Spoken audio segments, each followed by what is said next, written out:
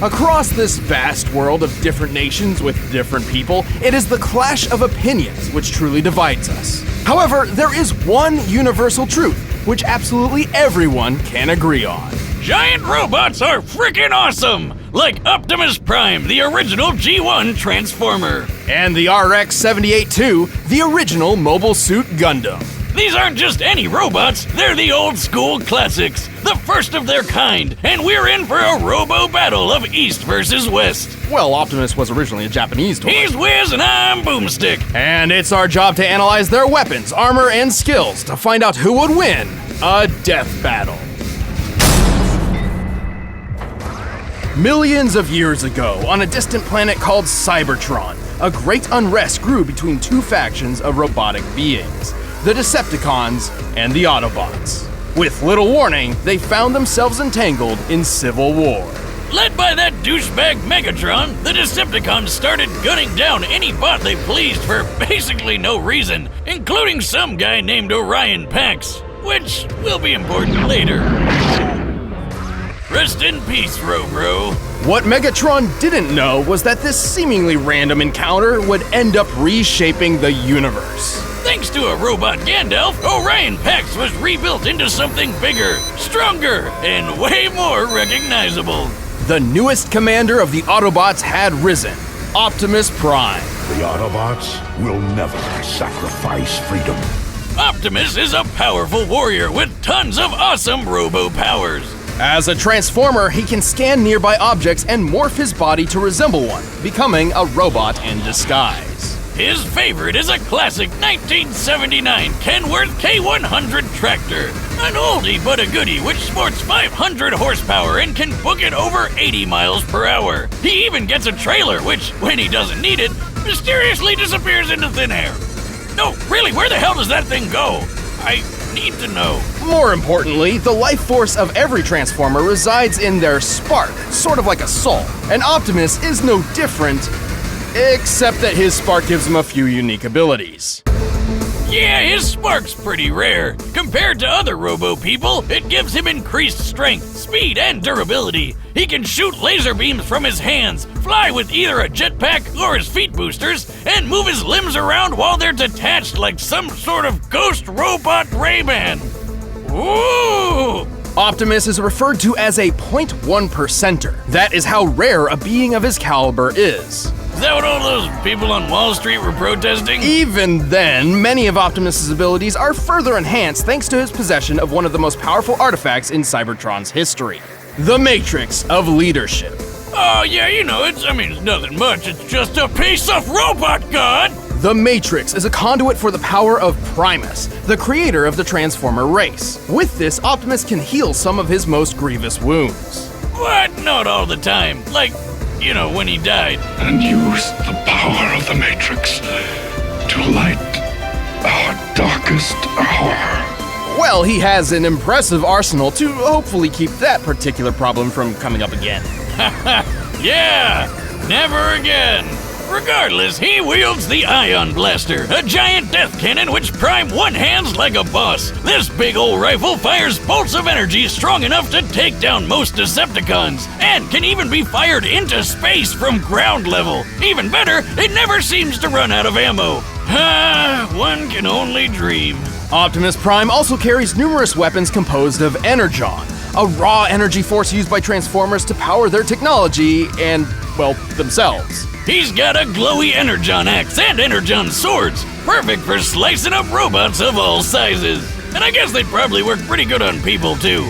Fighting fire with fire, Optimus Prime led the fight against the Decepticons for several millennia. Eventually, the war even found its way to our own Earth. But we've got nothing to worry about with Optimus protecting the planet. He's tanked blasts that would tear other bots apart, like when this mega refinery exploded. It could be seen from outer space. He's punched the ground so hard, the trees around him freaking exploded. Child's play, Boomstick. He's strong enough to tip this large oil tanker, which, when compared to the real-life Sea-Wise giant, must weigh over 700,000 tons. He's tossed a satellite into orbit and punched hard enough to crack Six-Shot's chest plate. Who boasted that his armor was drawn from the compacted subatomic matter of a collapsed star. Just to let you know, such a star would have a density of over 300 billion tons per cubic inch. While great density doesn't necessarily beget great toughness, this still means Six-Shot's armor was 500 billion times more dense than osmium, the most dense natural material on Earth. You're the most dense natural material on Earth. What'd you say? And our robo-commander wrecked it. He's fast enough to catch up to this Decepticon space shuttle in just 23 seconds. Given the size of the Earth here and the angle of ascent, we can determine he's moving around 125,000 miles per hour. He's also a talented leader, capable of commanding 1,000 battles at the same time via the Omniglobe. Like Skynet, but in a giant disco ball. He's used that crazy strength of his to punch through Megatron, who once tanked an explosion big enough to knock Cybertron out of orbit. And thanks to the weird robo-magic of the Matrix, he's even defeated Unicorn, Unicron, who's basically a giant robot Satan who eats planets. This guy is unstoppable. Not necessarily. Optimus is certainly powerful, but after all is said and done, he has one major weakness. To violate that law would destroy our honor. He's just too nice. Yeah, he's kinda all about the whole honor and fair fighting thing, which kinda screwed him over more than once, and even gotten him killed multiple times. Plus, he killed himself once just because he accidentally broke the rules in a frickin' game. Damn. But when his back is to the wall and all hell's breaking loose, he'll fight to the end, riding the eye of the storm. One shall stand, one shall fall. In the year 2179, humanity has embraced the stars. Well, mostly. Right. After a somewhat united humanity expanded across the solar system, the ideologies between those on Earth and those in space began to drift apart. A new Space-Noid republic, the Principality of Zeon, arose to challenge the Earth Federation. Space-Noid? That like the Domino's pizza mascot, but in space? No, more like space Nazis. Oh, well, I guess it's no surprise that they started a war by gassing a populated space colony and dropping the whole thing on the planet. Man, that's messed up. But that's just how it started. For the real star of the show, some smart guys put their heads together and came up with the coolest thing they could think of. Giant fighting robots! These were mobile suits, and one of Earth's nuttier engineers had developed a suit which would put all others to shame. This was the RX-78-2, otherwise known as the Gundam. There have been lots of mobile suits named Gundam, but this was the original granddaddy of them all. This experimental mobile suit was hidden on a remote colony, but before its maiden voyage with the equally classified White Base could begin, it was caught in a surprise Zeon attack. With just 2 Zaku suits, the Space Nazis wiped out almost all of the White Base's military crew. The only people left to save these secret projects were civilians, who had no idea these things even existed. Among those who rose up was a young boy named Amuro Ray. Brilliant, albeit standoffish, Amuro was actually the son of the Gundam's chief engineer, and had already stumbled upon the mech's coded blueprints. So he grabbed the owner's manual, jumped in the Gundam, and flew into the fight. Damn, not too shabby for going off just the manual. Amuro quickly adapted to its complex controls thanks to its learning computer system, designed so the Gundam itself can learn its pilot's limitations and compensate.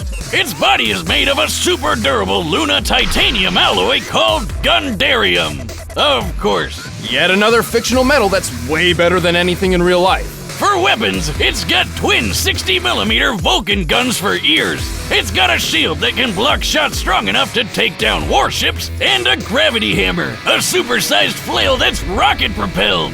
Whoever came up with that is my goddamn hero. Same with the guy who built the ultra-destructive beam rifle. That would be the ingenious Dr. Minovsky.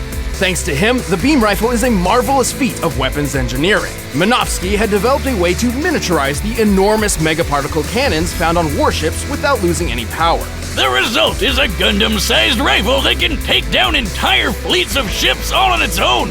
It's like having a pistol with all the power of 1,000 tanks. A single shot could easily tear through a 13,000-ton Musai-class warship. Given the official stats of this ship, to tear it asunder like so would require a strike worth nearly 9,000 tons of TNT. Sure, the beam rifle only has 16 shots, but who really cares when you just need one? Last but not least, the Gundam carries 2 retractable beam sabers. 'Cause you can't have space battles without royalty-free lightsabers. But all these amazing weapons would be useless without an exceptional pilot. Despite still technically being a civilian, Amuro became the main pilot for the Gundam. Turns out, his skill was mostly thanks to his previously unknown abilities. Amuro was a new type. Like, Pokemon? See, apparently humankind was never meant to live under gravity's pull.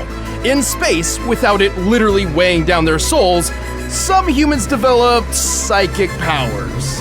That is the dumbest backstory for why someone gets powers, and we've heard a lot of them, Wiz.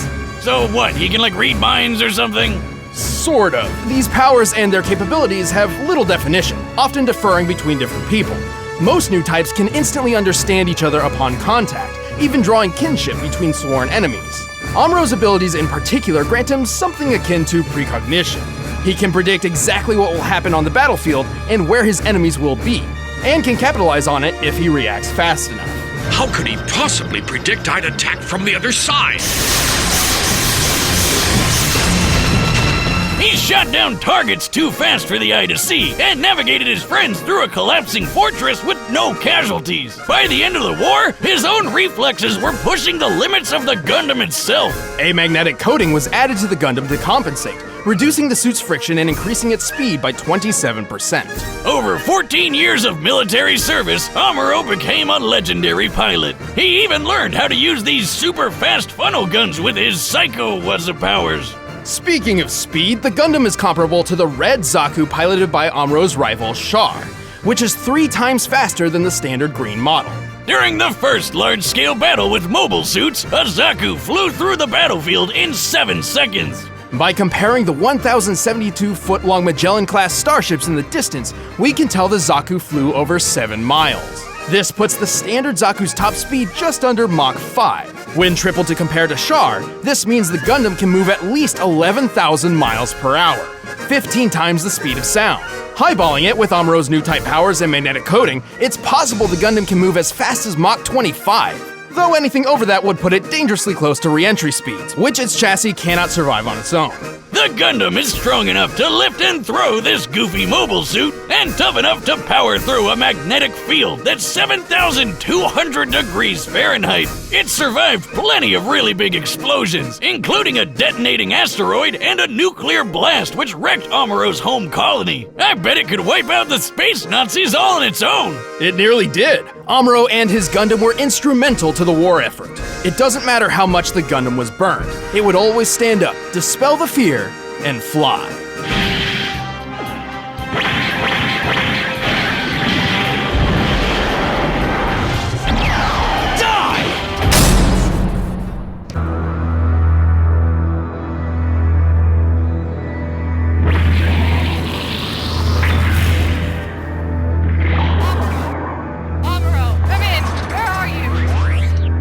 Something out, Sayla.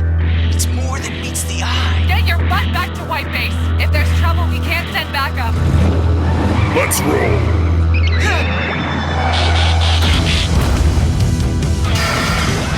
It's an enemy mobile suit! I told you! I told you!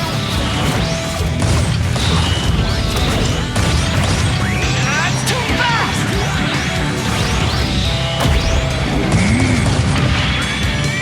There you are!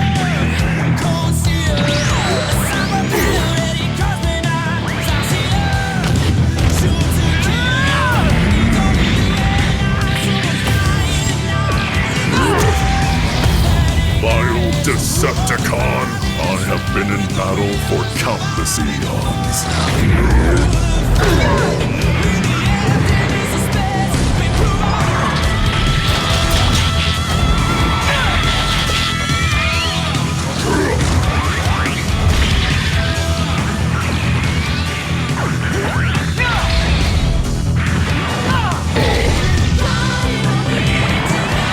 Not today.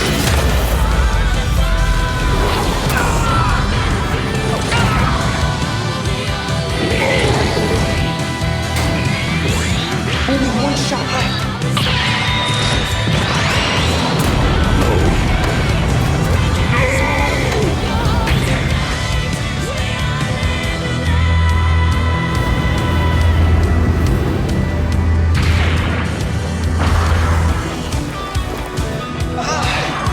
I hate gravity.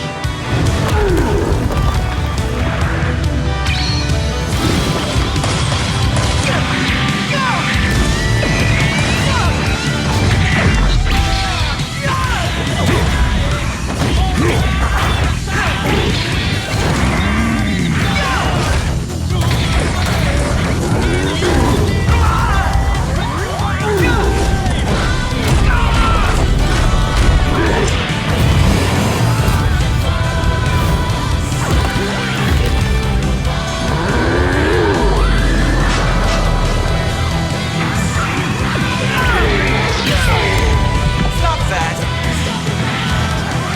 I'm just bad. I must stand, so you shall fall.